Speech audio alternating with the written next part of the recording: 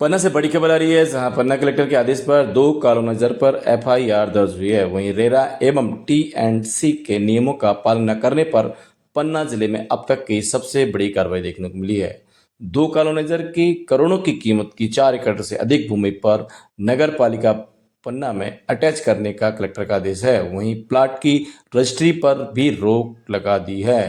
आपको बता दें कि कॉलोनाइज एक्ट एवं टाउन एंड कंट्री प्लानिंग के तहत किसी भी आवासीय कॉलोनी को विकसित करने के लिए कॉलोनाइजर को उसकी कॉलोनी में भूखंड खरीदने वाले ग्राहक को मूलभूत सुविधाएं एवं तय मापदंडों के आधार पर सुविधाएं देना आवश्यक है। लेकिन इन सब नियमों का उल्लंघन करने के कारण 2 कॉलोनाइजर पर बड़ी कार्रवाई देखने को मिली है। आइए सुनते हैं क्या कुछ कहना है सीएमओ, नगर पालिका अधिकारी तथा पुलिस अधिकारी एवं कलेक्टर की जुबानी पूरे मामले की कहानी।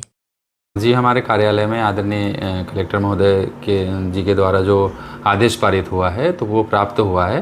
अब चूंकि जो नगरपालिका की जो नियम संगत कार्रवाई होती है, हम जो भी दिशा निर्देश है और जो भी नियम संगत कार्रवाई वो आगे हम करेंगे।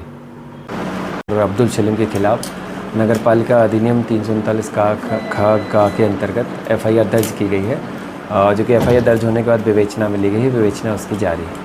ये तो पुलिस अभी आगामी क्या कार्रवाई करेगी? इसमें आगामी सभी दस्तावेज इकट्ठे करेंगे और आरोपियों की गिरफ्तारी से। मुख्य आरोप क्या है उनके विरुद्ध? उनके खिलाफ नगरपालिका के अधिनियम जो अवैध कॉलोनी निर्माण के संबंध में, उसके संबंध में उस पर एलिगेशन है। कितनी जमीन है और लगभग बाजारू कीमत कितनी है? ये ज़मीन के बारे में और कीमत के बारे में अभी स्पष्ट नहीं है। ये आगरा मोहल्ले में ज़मीन स्थित है और बाजारू कीमत के बारे में अभी तक उसमें कोई ऐसा स्पष्ट आया नहीं है। बाकी इसमें विवेचना जारी है। विवेचना उपरांत जो भी होगी अवगत कराएंगे।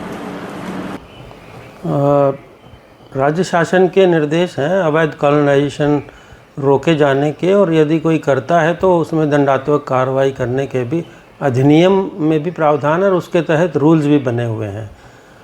और उन्हीं अधिनियमों और नियमों के अंतर्गत ही कार्रवाई करते हुए एक मामले में फ़िलहाल 2 अवैध कॉलोनी निर्माणकर्ताओं के विरुद्ध कार्रवाई किए जाने का आदेश प्रसारित हुआ है। उसमें प्रावधान ये है कि यदि अवैध कॉलोनाइजेशन किया जाना प्रमाणित होता है तो पहले उस कॉलोनी को अनधिकृत कॉलोनी के रूप में घोषित किया जाना रहता है। पहले वो किया गया। लोगों की आपत्ति भी मांगी गई इस विषय में, तो कोई आपत्ति इस विषय में नहीं आई कि नहीं किया जाए, ऐसी आपत्ति नहीं आई।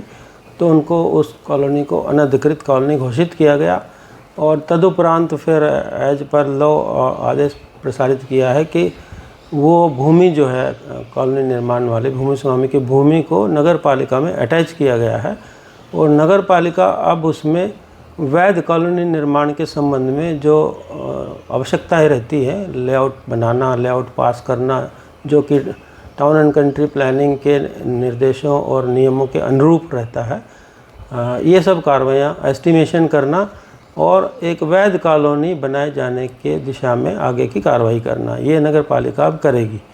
तो ये इसमें कार्रवाई हो गई और टिल फर्दर ऑर्डर उसमें भूखंड भी विक्रय नहीं होंगे, क्योंकि सब रजिस्ट्रार को भी तदाशय का आदेश की कॉपी भेजी गई है। लगभग कितनी होगी ये जमीन?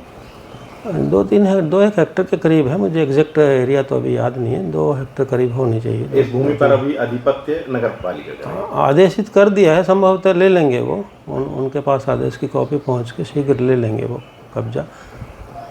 इसमें जितने नगरीय निकाय हैं, उन नगरीय निकायों में अर्बन के जो सीएमओज हैं, उनकी टीम है, उनको भी निर्देश मैंने दिए हैं कि आप कोई भी अवैध कॉलोनी निर्मित होने की स्थिति आपको लगती है तो पटवारी से समन्वय करके उसके भूमि स्वामी के भूमि की जानकारी लेके और अवैध कॉलोनी निर्माण का जो केस अधिनियम के तहत तैयार किया जाता है वैसा तैयार कर